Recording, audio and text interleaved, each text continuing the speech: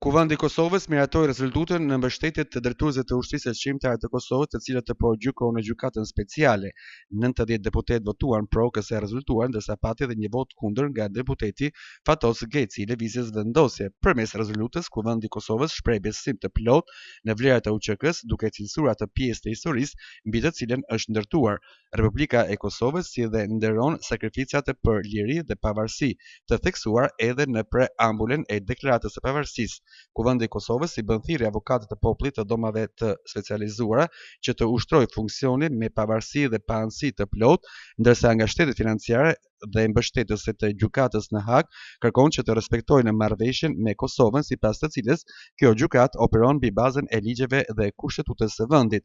Edhe Kuvëndi i Shqipërisë miratoi një deklaratë në të cilën shprehet mbështetja për krejt ushtrisë shqiptare të Kosovës dhe shpalljen e tyre të pafajshme. Kuvëndi i Republikës së Shqipërisë në ushtrimin e kompetencave të veta kushtetuese dhe në përmbushje të rolit të vet si përfaqësuesi i vullnetit të popullit shqiptar, shpreh shqetësimin e thellë për kërkesën përfundimtare të prokurorisë speciale të domave të specializuar në Hag ndaj drejtuesve të ushtrisë shqiptare të Kosovës, Hashim Thaçi, Jakub Krasniqi, Kadir Veseli dhe Recep Selimi. Kuvëndi i Shqipërisë, duke mbajtur parasysh të vërtetën historike të luftës së shqiptarët të Kosovës, rithekson se ushtria shqiptare e Kosovës ishte një lëvizje legjitime çlirimtare që luftoi për të drejtat themelore të njeriut, për liri, dinjitet dhe vetvendosje të popullit të Kosovës në përputhje me parimet e së drejtës ndërkombëtare dhe Kartës së Kombeve të Bashkuara.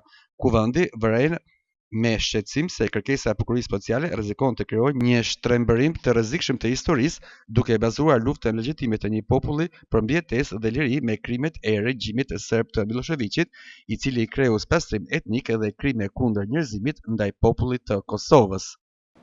Mbyllet votimi. 92 deputet pro, 0 abstenim, 0 kundër.